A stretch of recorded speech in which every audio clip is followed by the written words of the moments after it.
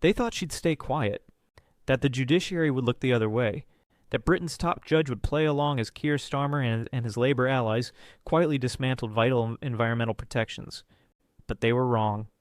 Baroness Sue Carr, the first woman to serve as Lady Chief Justice of England and Wales, has just delivered one of the most scathing public judicial rebukes in recent British memory, directly targeting Starmer, a man who once claimed the moral high ground on climate and integrity. It all began with the Climate and Nature Bill, an ambitious piece of legislation introduced by Lib Dem MP Rosie Savage. The bill included enforceable targets, citizen-led climate oversight, and scientific accountability. It was designed to force real environmental action. But when the time came to support it, Labour didn't just step back. They actively led the charge to strip the bill of its most impactful provisions.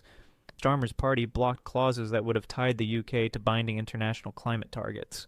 Why? Allegedly, it clashed with Labour's economic strategy. In plain terms, they feared it would limit their corporate coziness and business as usual. Baroness Carr saw through the spin.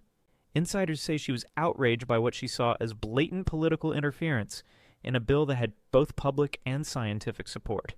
And in a rare and bold public address, she didn't hold back. When legislation intended to protect the public interest is obstructed for political gain, the judiciary will not remain silent. This is not about policy, this is about principle. The law must be respected, not rewritten for convenience. Her words echoed through Westminster like a thunderclap. Starmer, usually composed, was reportedly shaken. Labour MPs sat speechless as Carr, surrounded by senior legal officials, laid bare the party's hypocrisy. And this wasn't just rhetoric. Behind the scenes, whispers of judicial review and constitutional challenge are growing louder. What started as a political maneuver by Labour could now spiral into a full-blown legal and democratic crisis. This is bigger than $1 billion. It's about trust, democracy, whether politicians can rewrite the rules in secret and escape accountability. Starmer not only blocked climate progress, he suppressed dissent within his party, sidelined MPs calling for a free vote, and betrayed a movement that once believed in him. But Baroness Carr stood where he would not, for the law, for accountability, for the people. And that stand is galvanizing a political backlash Labour never expected. Environmental groups are mobilizing, cross-party alliances are emerging.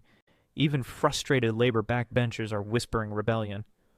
One senior MP admitted privately, "We didn't abandon the climate movement. Starmer pulled us out. And now even the judiciary is calling us out." Labour now faces the fallout of a decision it thought would fly under the radar. Instead, it's triggered a public reckoning. Because this wasn't just a misstep. It was a betrayal cloaked in pragmatism. Meanwhile, Reform UK is seizing the moment to escalate pressure, dropping a political bombshell on Labour and the Lib Dems. Richard Tice, backed by Nigel Farage, has unveiled a bold plan. Use legal mechanisms to block migrant housing in councils controlled by Reform, and in a dramatic twist, they're pushing to send migrants to Lib Dem and Green strongholds instead. If they love open borders so much, let them take responsibility, said Tice in a fiery interview. The plan mirrors tactics used by Texas Governor Greg Abbott, exporting the consequences of failed policies to the very people who defend them. Reform isn't just posturing. In Lincolnshire, now under Reform control, legal teams are already shutting down asylum hotels, and the message to Westminster is blunt. Reform will not comply. Tice didn't stop there. He called out the Conservatives for 14 years of failure on immigration and demanded the repeal of the Human Rights Act and withdrawal from the ECHR.